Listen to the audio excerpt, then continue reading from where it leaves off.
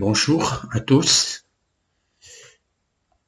Alors, dans cette vidéo, on va donc corriger l'exercice 3, alors, dans lequel on vous demande de définir la fonction h de t vers exponentielle de moins t si t inférieur ou égal à 0, à moins t si t est comprise strictement supérieure à 0, inférieur ou égal à 1, et ln de t si t supérieur à 1.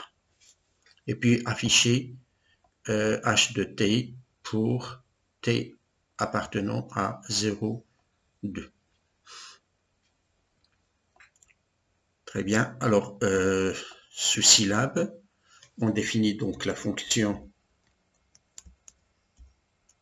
h, et qui a comme paramètre t. Donc l'inconnu, c'est t ici. Donc y reçoit.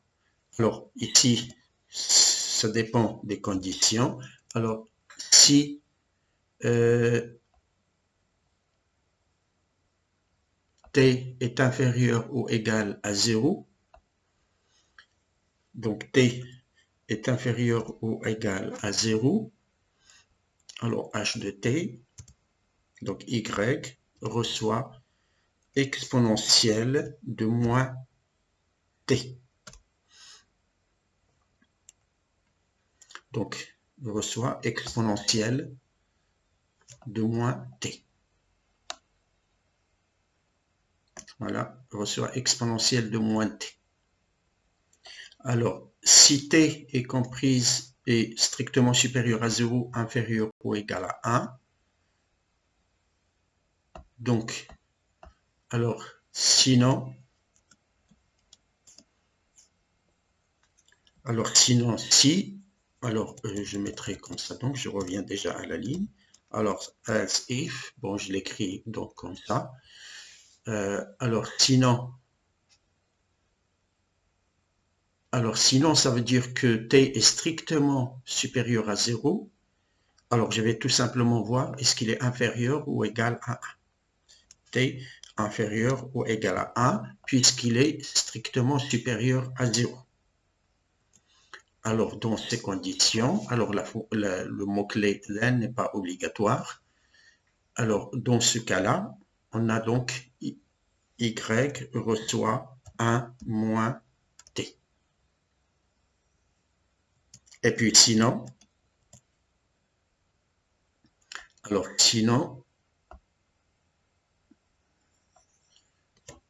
c'est-à-dire que, donc ici c'est 1 moins t, alors sinon ça veut dire que t est strictement supérieur à 1, et donc je suis dans ce cas-là, c'est ln de t. Donc y reçoit ln, donc comme d'habitude c'est log sous syllabe de t.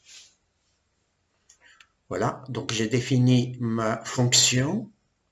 Alors, je l'enregistre et j'exécute. Et je vais calculer donc h de 0,5 par exemple. Alors, h de 0,5, je suis donc à ce niveau-là. Donc, c'est inférieur strictement à 1, mais c'est supérieur, inférieur ou égal à 1, mais strictement supérieur à 0. Donc, je vais avoir 0,5. Voilà, c'est bon. Alors, c'est tout ce qu'on me demande à ce niveau-là. Donc, vous pouvez bien sûr tester d'autres valeurs.